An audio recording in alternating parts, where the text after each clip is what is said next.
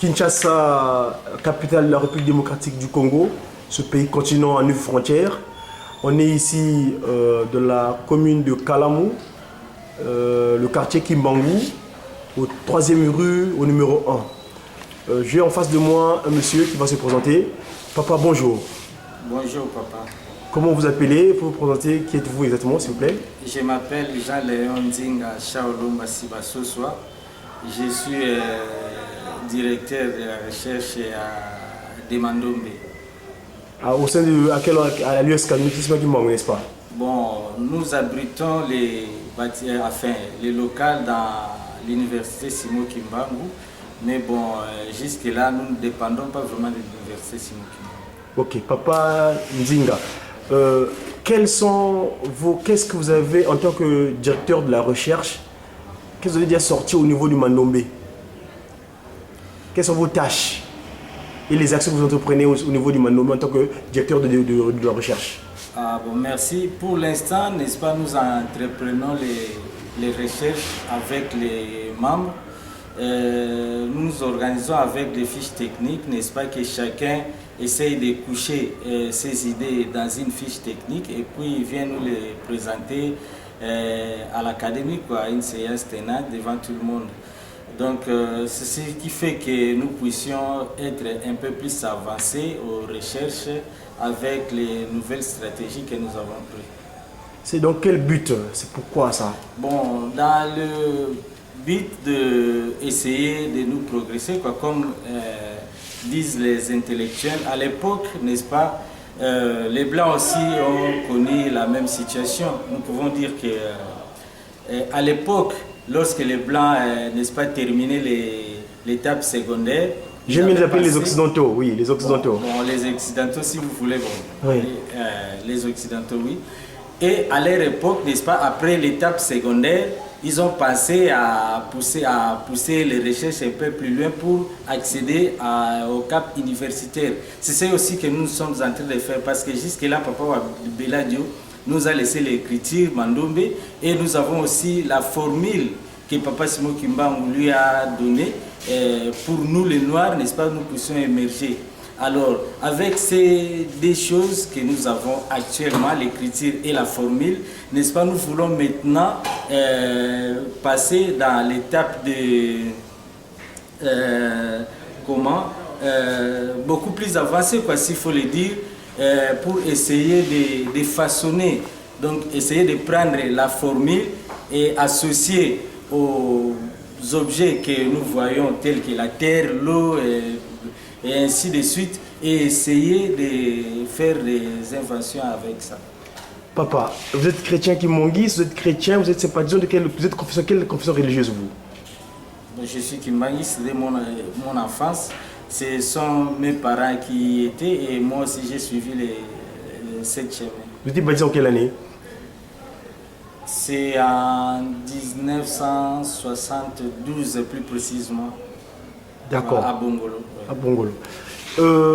Quel est votre parcours de la naissance jusqu'à... Parce que j'avais appris que vous êtes passé par Paris également. Est-ce que vous pouvez nous donner un petit cursus de votre personne, s'il vous plaît? Oui, bon, après mes études secondaires ici à Kinshasa, n'est-ce pas, j'ai choisi les chemins de l'Europe comme le faisaient à l'époque tous les jeunes de notre environnement, Moi aussi j'ai préféré aller, mais s'il faut le dire, continuer les études à l'époque en France, mais ça n'a pas souri pour moi. Et je travaillais dans un supermarché, Sodis à l'époque, mais il se faisait que les dimanches, j'ai travaillé. Et comme vous venez de le dire, pour essayer de parler de Pernetti, et là, n'est-ce pas, l'église, on débutait dans les après-midi vers 12h30, 13h. Et moi, j'étais aussi choriste dans la chorale Kisolokele. Papa Kisolokele. C'est ma chorale également, c'est d'abord que vous commencez à chanter sur moi. Nous sommes les pionniers de ces chorales. Est-ce que vous pouvez me dire exactement comment cette chorale s'est mise en place, s'il vous plaît? Bon, pour dire vraiment, puisque je sais qu'il y avait Papa Kalambote, donc ce sont eux, n'est-ce pas, qui avaient pris cette initiative-là Bon, moi, étant donné que les dimanches, je travaillais, j'ai terminé aussi le boulot en retard, je venais seulement pour les répétitions, puisqu'on répétait aussi les dimanches avant les cultes.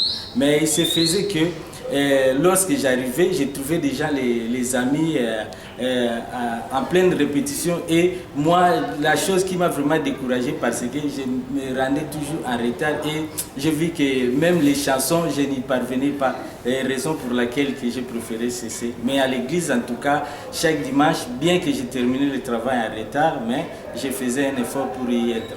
En ce moment-là, qui était le responsable paroissial? Bon, à l'époque, c'était Papa Mawawa qui chapeautait, n'est-ce pas, la France. C'est lui qui était le pasteur national de la France. Ah. Et au niveau de la chorale Papa Kisoloke, quels sont les pionniers, ceux qui étaient là à la base, qui dans le management ou bien aussi bien dans le comité de la chorale, vous dire les têtes qui étaient à l'époque? Les individus, disons. En tout cas, à part Papa Kalamou, vous avez cité, parce qu'aujourd'hui il est revenu MMSK, il a repris son titre de son grand-père, de son père, il est revenu à MMSK, oui. Il ne chante plus, lui. En tout cas, vraiment pour dire vrai, je n'ai pas l'idée, que ça date, vous voyez. C'est quelle année? Il faut me dire l'année exactement? C'était vers les années 1980, donc de 83 à 84, c'est ce que je vous dis. Donc vous êtes arrivé en France en quelle année, vous? En 1982. 82? Oui, en décembre 82. Décembre 82. Et vous avez quitté la France en quelle année? Bon, en quittant la France, n'est-ce pas, lorsque je me suis installé à Kinshasa, il y a des fois que je faisais des voyages d'affaires pour aller acheter des choses, venir revendre à Kinshasa. Mais c'est depuis 1997 que j'ai cessé automatiquement avec la France. Papa, mais comment ça se fait? Les gens rêvent de l'Eldorado, la France, ils veulent aller en Europe, l'Afrique. Qu'est-ce qui s'est passé? C'est que vous pouvez me donner la raison? Bon, il faut dire vrai que je crois que c'était pas de mon propre avis, mais cela est venu de Dieu, puisque j'étais vraiment malade en France et j'ai fait au moins une année que j'allais voir mon médecin, le docteur Giroud, mais je n'ai pas trouvé la guérison. C'est quel hôpital il exerçait où? Giroud, c'était à Nanterre. D'accord. Ouais. C'était dans son cabinet médical. Alors, il se fait que c'est une longue histoire. S'il faut revenir en arrière, je dois vous dire que les jours que j'ai voyagé pour aller en Europe, Papa Dianguène ne voulait pas que je parte. Puisque lorsque je suis accédé dans l'ancienne Mokoto, comme vous le connaissez, j'ai trouvé qu'il y avait des gens qui étaient à genoux en train d'attendre pour que Papa leur bénisse, chacun avec son problème qu'il y était parti. Alors moi aussi, en arrivant, je me suis agenouillé pour demander à Papa Dianguène que non, papa, je suis venu parce que je vais voyager pour aller en France. Alors, en faisant cela, lorsque j'ai dit seulement à Papa Dianguène, non, papa, je suis venu pour demander la permission que je voyage pour aller en France.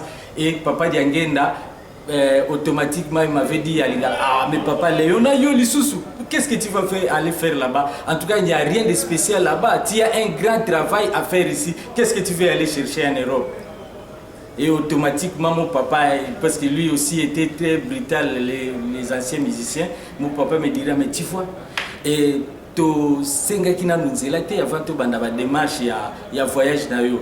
Et si on savait, n'est-ce pas, on devait commencer par venir demander l'autorisation auprès de Papa Dianguène afin que tu puisses aller. Mais maintenant, on a déjà dépensé et on est à la fin, ce soir, n'est-ce pas, tu dois voyager. Mais Papa Dianguène, apparemment, il refuse que tu ne puisses pas voyager. Mais moi, à l'intérieur de moi, je me disais, en tout cas, papa, ce qui vraiment a Boïna Kende. Na botelema awa na libosa bandimina na botelema na kei na bafoué pe makamaoni surtout na voyé appel soutien. Là c'était mes idées, ce que j'ai pensé moi. Mais or papa déjà lui il savait ce que moi j'ai pensé. Alors il a terminé avec tous les malades qu'il avait soignés, n'est-ce pas? Après lorsqu'il est revenu auprès de moi, alors à ce moment-là il me dirait que non papa Nzinga, j'ai vu Namoni Posanayo. Maintenant, je suis revenu pour te dire que je suis d'accord, tu partes en France et j'ai tout arrangé. Mais là où tu vas aller, le seul conseil que je vais te donner, c'est de ne plus te mêler avec ce que tu vas voir là-bas. Donc je sais qu'il y a beaucoup de choses que les Noirs, lorsqu'ils vont, n'est-ce pas, ils s'adhèrent. Et toi, je vais te conseiller, tu as une grande mission. Il ne faut pas, n'est-ce pas, voir tout cela. Et le dernier conseil sera, n'est-ce pas, que lorsque tu y seras, en France certainement, donc les dimanches, il ne faut pas que tu puisses manquer à l'église. C'est tout comme je vous ai dit que les dimanches, je travaillais, je terminais en retard, mais je faisais tout pour aller à l'église. Et c'est ce qui a fait que je puisse passer ces années en France. Mais subitement, moi-même, je n'ai pas compris, n'est-ce pas, je suis tombé malade. Et avec cette maladie, j'ai fait une année que je partais voir mon médecin. Et une année plus tard, lorsque un jour, j'irai chez mon médecin, et celui-ci me conseillera et me dira que, en tout cas, monsieur, j'ai essayé de pratiquer toute mon intelligence, tout ce que moi j'ai pris à l'école pour essayer de te soigner. Mais j'ai remarqué que je n'y arrive pas. Et pour te dire, pour poursuivre, je suis un grand docteur et même si tu es allé aux États-Unis d'Amérique, partout dans le monde, tu ne trouveras pas la guérison. Mais je sais que de tels cas, je les raconte souvent chez les Africains. Il serait mieux que tu puisses rentrer chez vous en Afrique. Peut-être que là, tu pourras facilement trouver la guérison. Et c'est ce qui a fait que je puisse rentrer en Afrique. Donc le médecin a avoué que franchement il était à bout. Et que vous êtes rentré, vous avez trouvé Papa Dianguinda Ngontima ou bien comment c'est passé? Bon, en rentrant, n'est-ce pas, lorsque je suis descendu à l'aéroport, le plus grand miracle que j'ai trouvé, n'est-ce pas, juste en descendant de l'avion, je me suis senti normal. Donc les douleurs, les tout et tout que je sentais, en tout cas, il n'y avait plus rien avec moi, quoi. Et j'ai dit, mais qu'est-ce qui se passe alors? Mais lorsque je suis arrivé à la maison, mon père, n'est-ce pas, me conseillera qu'à cette époque-là, je préfère qu'avant que tu puisses voir la famille et tout le monde, je préfère que nous allions d'abord, que tu puisses saluer Papa Dianguinda pour lui dire que je suis revenu. Et c'est ce que nous avons fait. En arrivant à Mokoto, et ce qui m'a beaucoup étonné, les jours de mon voyage, lorsque je suis arrivé à Mokoto, en entrant, n'est-ce pas, Papa Dianguinda s'était retourné précipitamment en regardant à la porte d'entrée si ce qui faisait son entrée. Puisque lorsque j'ai posé le premier pas, et lui s'était retourné précipitamment pour y voir.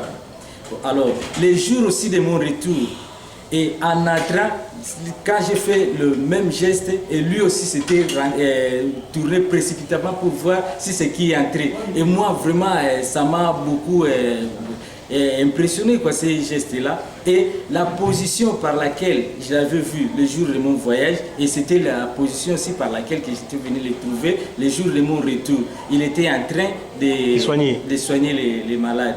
Alors, moi, en entrant dans la porte d'entrée, n'est-ce pas, Papa Dianguinda a commencé à rire en me disant, avant que je puisse m'approcher pour m'agenouiller, me dit, mais Papa Dianguinda, mais tu m'avais écrit et tu m'avais dit que, non, Papa Nzinga, tu m'avais écrit en me disant que tu étais malade. Et moi, je t'avais répondu que il ne faut pas avoir peur parce que je suis en train de faire mon travail, de te garder. Parce qu'il y a aussi une chose que je dois souligner, que j'avais oublié de dire, le jour de mon voyage, lorsque Papa Dianguinda avait confirmé que je puisse voyager, j'avais pris une photo passeport. Je lui avais remis et celui-ci, à son tour, il avait pris ce photo passeport-là. Vous voyez, à l'époque, nous avions un système des étuis par laquelle nous mettions nos identités. Et Papa Dianguinda mettait la main dans sa poche de la bas-poste, il avait sorti son étui et puis il a mis ma photo passeport à l'intérieur de l'étui et il l'avait remis dans sa poche. Les jours de mon retour aussi, lorsque je me suis présenté et que je me suis agenouillé, Papa Dianguinda en me disant que tu as eu peur, pourquoi tu es revenu? Parce que moi je t'avais dit que je suis en train de faire mon travail, de te garder, puisque c'est toi-même qui me l'avais demandé. Papa Dianguinda a fait entrer la main dans sa poche de la bas-poste qu'il avait apporté ce jour-là. Il a sorti son étui et il a fait sortir ma photo dans cet étui-là. Et c'est lorsqu'il a retourné l'étui, en faisant sortir la photo, c'est seulement ma photo qui était sortie. Et il m'a fait voir, voilà ta photo. N'est-ce pas, c'est toi qui m'avais dit de te garder? Moi j'ai dit oui papa. Et il a pris la photo, il a mis dans l'étui et il a appelé Papa Ditele à l'époque. Il a dit Papa Ditele, amenez Papa Nzinga dans mon bureau. Comme ça, je viens, je termine avec les malades, je vais parler avec lui à huis clos. En entrant, vous voyez l'ancien bureau de Papa Diengue dans mon poteau. Il y avait dans le salon, il y avait un rideau. Et puis au fond là-bas, à droite, il y avait son bureau privé là-bas. En entrant, j'avais vu en passant, il y avait le ministre à l'époque, Bouquet Tiboukaï. Il attendait que papa puisse terminer avec les malades pour qu'il les reçoive. Il y avait aussi papa Ntsumbu, le pasteur Ntsumbu qui est connu de tous. Lui aussi était là. Mais papa Dité, il m'a pris, il a laissé tout le monde à l'extérieur. Il m'a mené jusque dans le bureau de papa Diengue. Et lorsque papa Diengue a été venu, n'est-ce pas, je me suis agenouillé dans le bureau. Il m'a dit non fils, il ne faut pas t'agenouiller parce que nous aurons beaucoup à parler, sinon tu vas te fatiguer. Alors je m'étais assis et il m'a dit ferme la porte à clé parce qu'il y a des gens qui viennent déranger souvent. Je préfère que tu fermes la porte à clé. Et j'ai fermé aussi la porte à clé. Nous avons pris au moins environ plus de 50 minutes de causerie, moi et Papa Diengue à l'intérieur de son bureau. Mais il y a aussi une chose que je vais souligner, parce que lorsque Papa Ditele m'avait amené dans le bureau de Papa Diengue, il m'avait enfermé à l'intérieur parce qu'il ne voulait pas laisser la porte ouverte. Et moi, étant à l'intérieur, vous voyez les milliers que j'étais, tellement que c'était hautement spirituel, j'avais peur d'y être moi-même. Voilà. Et lorsque Papa Diengue était venu, en tout cas, j'étais soulagé. Et nous avons eu vraiment beaucoup de temps. Et il y a des moments que nous constations qu'il y a des protocoles qui venaient pour ouvrir la porte. Peut-être qu'il y a des gens qui s'étaient impatientés pour dire à Papa Diengue, mais il y a beaucoup de gens là-bas qui attendent. Mais bon, il avait préféré terminer avec moi. Et jusqu'à même à la fin, il m'avait demandé, est-ce que tu as encore une question à poser? J'ai dit non, papa. Et c'est enfin qu'il m'avait libéré. Mais en sortant, j'avais vu que tout le monde qui attendait, en tout cas, était mécontent de moi parce qu'ils ont vu, c'était juste un jeune homme qui sortait. Mais qu'est-ce qu'il avait parlé avec Papa Diengue en prenant beaucoup de temps comme ça. Voilà, c'est... Est-ce qu'on peut avoir une confidence de votre entretien éventuellement, ou c'est encore secret, ou je sais pas, on peut avoir une confidence pour l'audience, le public qui peut partager cette expérience-là avec sa divinité Diengue Nabontima? Bon, jusque-là, je ne préfère vraiment pas le dire aux gens, mais ce que je peux, dans un premier temps, vous dire, n'est-ce pas, il m'avait parlé de ma santé et puis de ce qui m'était arrivé, pourquoi je devais rentrer. Donc c'est ce que je peux vous livrer pour l'instant. Merci Papa Nzinga. Je veux continuer parce que moi, mon souci, je viens de la France, je fais partie des médias qui m'enguissent, donc Ratel qui Preski au niveau de l'Hexagone. S'il vous plaît, est-ce que vous pouvez me faire partager des anecdotes? Parce qu'à Pernetti, on aurait ouï dire à l'époque, sous la charge de Papa Mwawa, il s'est passé des faits. Parce que j'ai le propos de Papa Kisoloke, nous venons de célébrer, on est dans son centenaire, et avant-hier, donc on était le 19 novembre 2014, le 19 novembre 1989, Papa Kisoloke Lukelo, Dieu le Père, donc le fort Dieu qui juge, donc Daniel, avait tenu des propos concernant les Parisiens. Hein? Les gens connaissent bien ce document-là, Papa Kisoloke il était à la paroisse de Bukama, il dit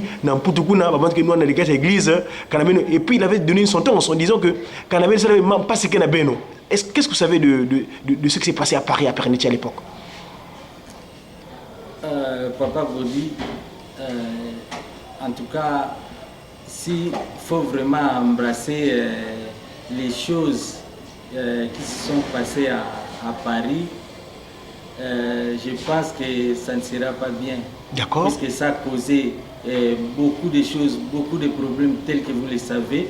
Et moi, je vous ai dit au départ que je suis pionnier de l'église kimbanguiste en France, à Pernetti. Nous y étions. Je vous ai même dit que c'est Papa Mwawa qui était le numéro 1 à l'époque.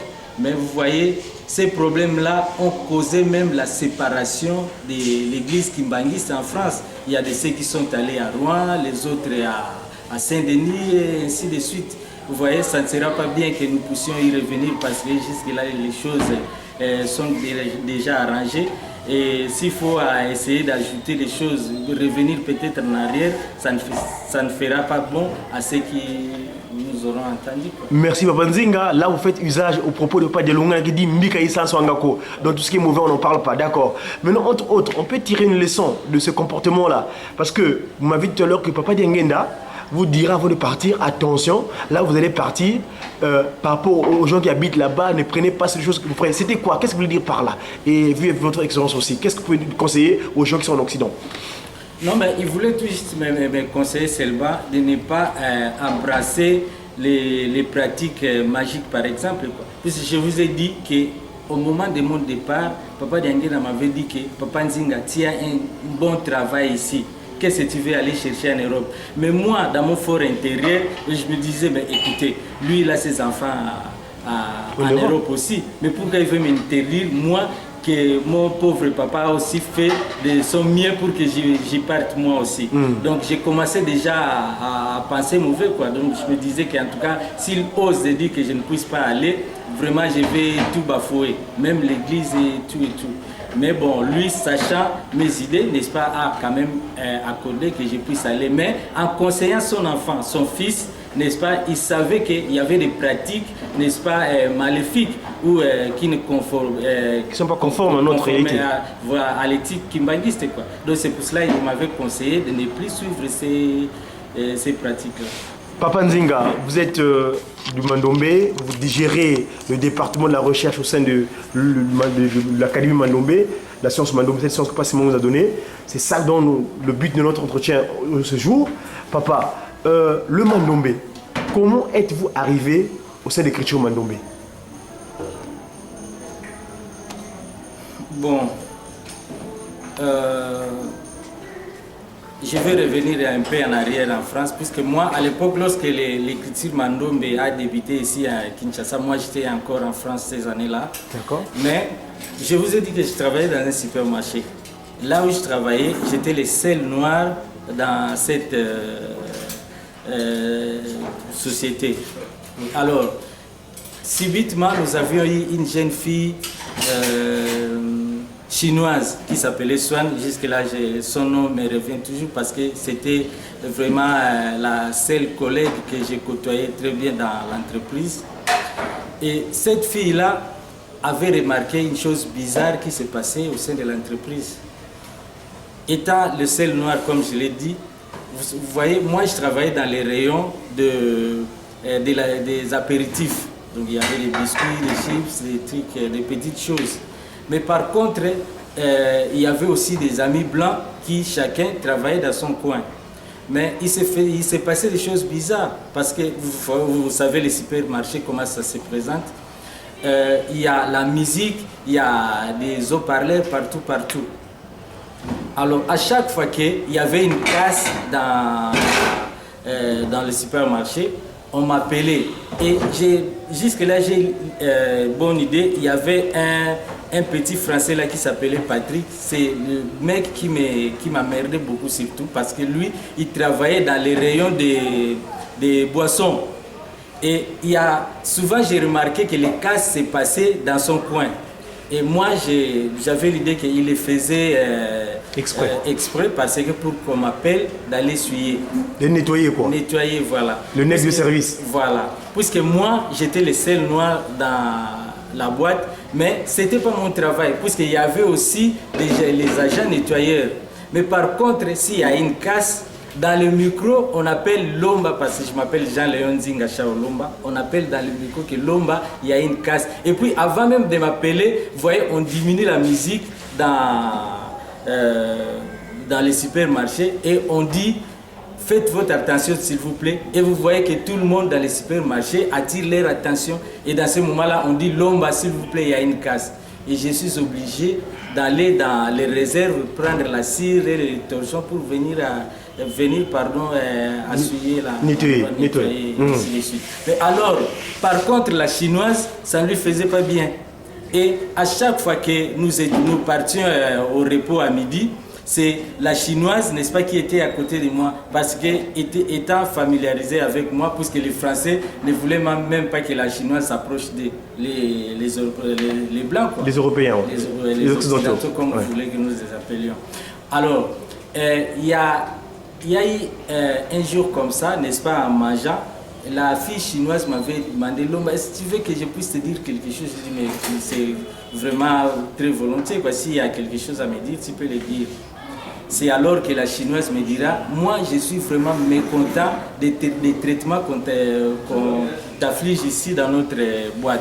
Pourquoi? Parce que toi tu as les rayons qui est propre à toi où tu travailles. Et chaque fois qu'il y a une casse, on t'appelle Lomba au micro de venir essuyer. Et on peut même, la personne qui va livrer l'information au bureau est juste à côté de toi, mais il peut juste te tourner à côté derrière pour venir t'appeler Lomba. Il y a une casse, mais il préférera aller alors pour qu'on vous appelle à travers les micros, qu'on abaisse les volumes, tout, et puis on dit Lomba, il y a une casse, et faites votre attention s'il vous plaît. Vous voyez que ça, moi ça me fait mal. Mais c'est alors que je répondrai à Swan que, écoutez, moi si je suis venu en France, c'était juste dans mes idées de venir poursuivre les études ici. Mais je sais qu'une fois rentré dans mon pays, ce n'est pas le travail que je devrais faire chez moi. Donc c'était un peu ça. Et n'est-ce pas, en rentrant à Kinshasa, lorsque j'ai appris qu'il y a une nouvelle écriture qui est mise à jour par le professeur Dr Wabela Diopaye, qui concerne les Noirs, c'est pour cela que je me suis décidé qu'à partir d'aujourd'hui, je vais appuyer cette affaire, puisque ça nous concerne tous, pour essayer de combattre les Blancs. Combattre, d'accord, c'est le terme. Bien, nous disons plutôt on va compléter l'humanité. C'est pas un combat, mais on va leur montrer qu'on est, c'est eux, c'est nos enfants, on est leur père et ils nous suivront derrière. J'ai appelé le terme combattre parce que j'étais combattu. D'accord, merci Papa Nzinga. Très bien. Papa Nzinga, je viens souvent vous assister, vous manager au sein de l'USK, au CREPS, donc ce qu'on appelle cette science mandombé. Les gens viennent développer leur trouvaille et vous en discutez. Et hier, dans vos propos, vous avez cité, lors de l'assemblée qu'il y a eu là-bas, vous disiez que vous avez suivi une prière de Papa Diangenda Kontima qui disait que Mundo, c'était quoi? Parce que cette prière-là, c'est la prière qu'on passe souvent à la Rateleki, après les différentes séances de prière, les heures de prière, et c'est ce propos de Papa Diangenda Kontima clôture le Onzamen Zenga Kano. C'est quoi exactement? Qu'est-ce que vous avez interpellé? Et puis, un autre fait, ça c'est la première question. La deuxième, vous disiez que vous, tel que vous êtes aujourd'hui, vous ne pouvez pas envier un professeur de l'université, de la Sorbonne, quoi, parce que vous avez un savoir, eux qui ne savent pas, et vous êtes équivalents, vous êtes des collègues. Est-ce que vous me développez ça, s'il vous plaît? Qu'est-ce que vous dites par là? Ah, merci. D'abord, je vais commencer par la première question. Vous vouliez savoir ce que je disais par rapport à la prière Diangenda. Ouais. Mais je ne sais pas si vous suivez cette prière. C'est chaque fois qu'on met la prière du 6 avril. Après, il y a des fois on sélectionne les prières, des fois des Papa Simon Kiangani ou des Papa Diangenda. Mais dans la prière de Papa Diangenda, j'attire quelque chose de très important qui sortent. Il dit que, je vais le répéter à Lingala, Mutu, avant Asala Lisumu, Akotalaka Epai na Epai. Or, Akomiye Bagateke, Yemoko Azali Nzambe.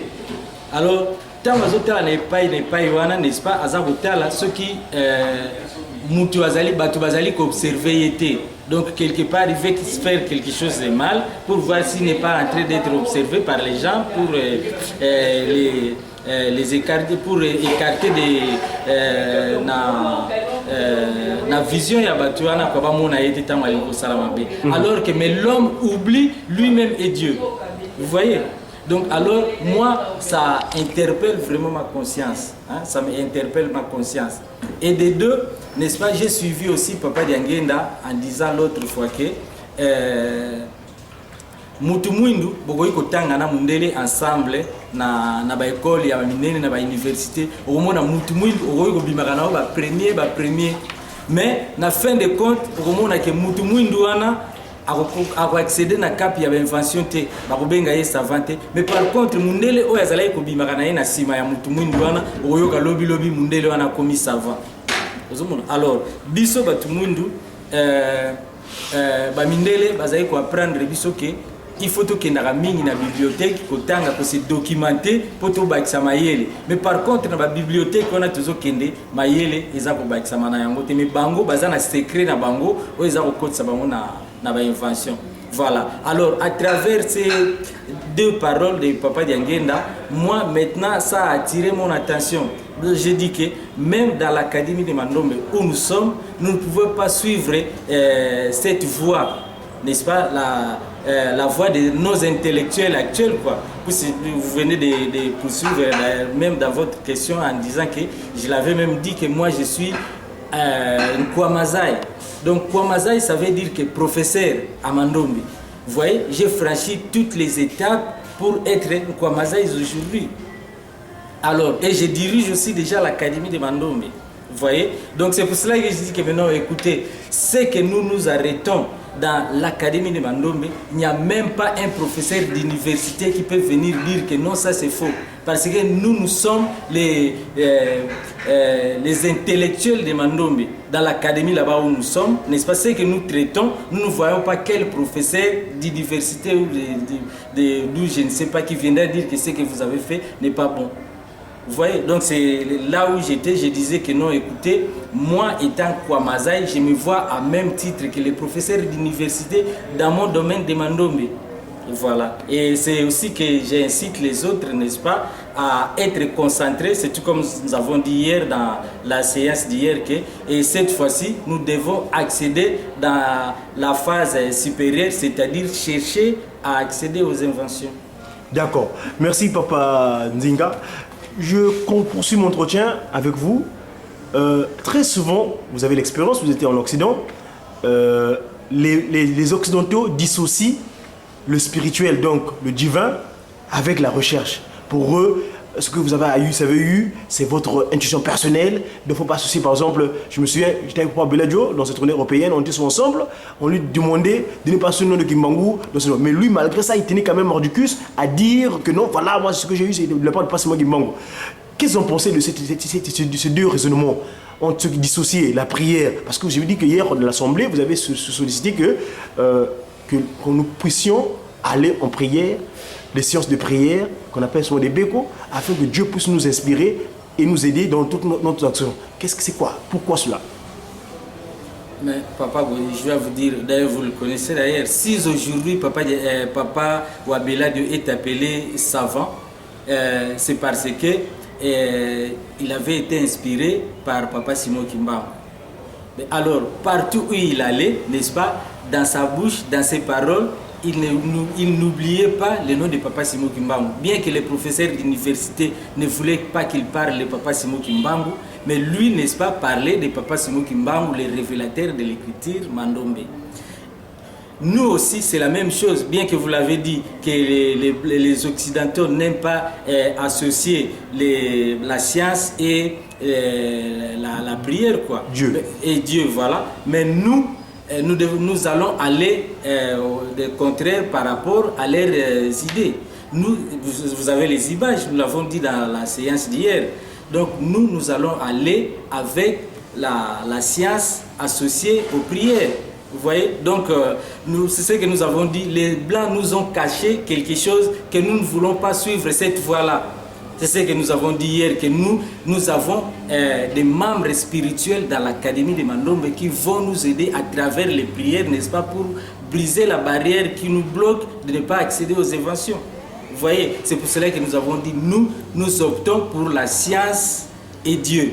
Donc ça va aller de pair. Donc Papa Simon Kimbangu, ce Dieu-là, évidemment, nous l'avons en esprit, en vérité. Ouais. Ok, Papa Nzinga, hier, vous avez développé une formule, partant seulement de Ndotoni, Mandombe, revers, miroir, ça c'est quelque chose, et vous avez parlé de l'eau, et c'était quoi d'autre? Qu'est-ce que vous voulez parler de l'eau et de l'eau et puis le feu ou quoi?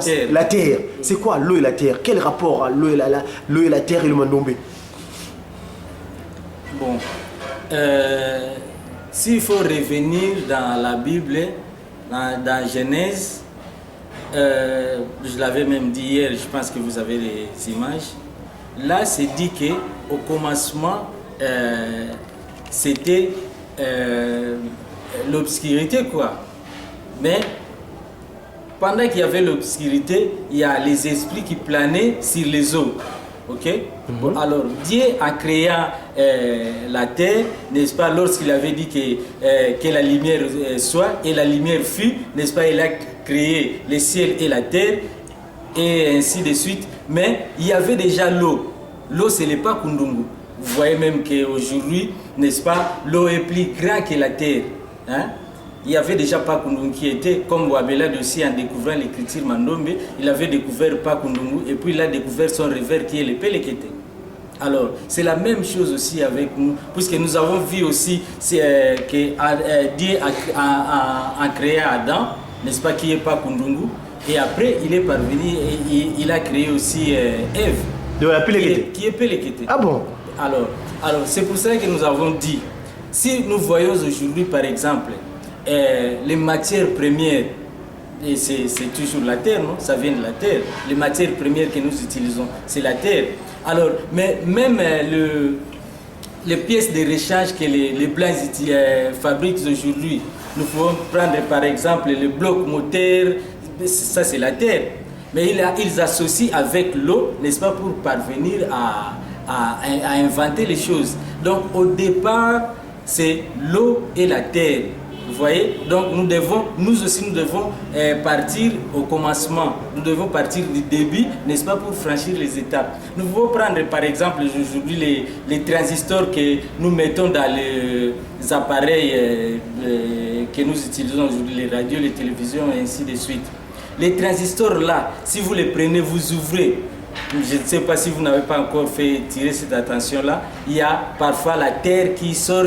Il y a des poussières, quoi. Des poussières, quoi. Vous voyez. Mais les poussières-là, nous, n'est-ce pas, en étudiant les intellectuels que nous appelons aujourd'hui, qui ont suivi la science occidentale, et n'est-ce pas, on leur explique comment, n'est-ce pas, si vous trouvez une panne, prendre le transistor pour remplacer à celui qui est abîmé. Mais on ne nous montre pas comment il faut fabriquer les transistors là. On nous montre seulement comment il faut réparer l'appareil qui est en panne. C'est pour ça que nous avons dit que nous voulons révolutionner, commencer par exemple à créer nos propres pièces de rechange. C'est pour cela que j'ai pris l'exemple du nom Ndontoni que vous avez vu au tableau hier. Ndontoni, c'est le nom de quelqu'un. En faisant par exemple la symétrie horizontale de Ndontoni, vous verrez que le nom va se prolonger. Et en faisant la symétrie verticale, vous verrez aussi que le nom l'auteur va s'augmenter. Mais en faisant cela, n'est-ce pas, vous pouvez prendre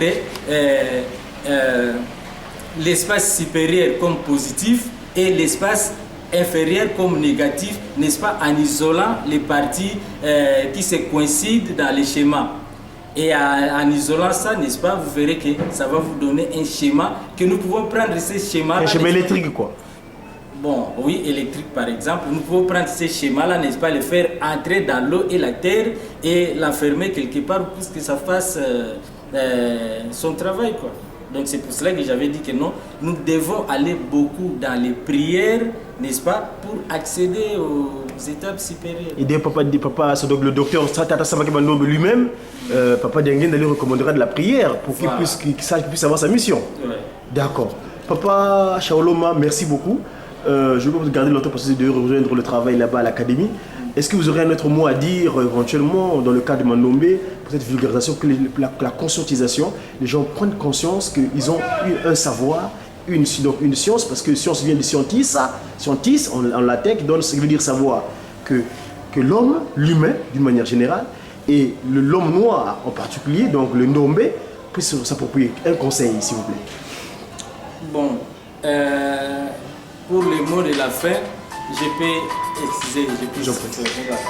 Ouais, donc Papa Nzinga, donc moi, tout le dernier mot éventuellement, il y a conseil concernant cette science Mandombe, le passe monument qu'Anga nous a donné, afin que nous puissions changer notre vie sociale. Dites-moi. Bon, merci na Nindengo Utiko Tunangai. Moi, je pense que moi, je suis content d'avoir appris qu'il y a un centre de recherche Kimbangi, ce qui vient d'être créé par les chefs spirituels. Bon, alors, na bengami na mukuse serki.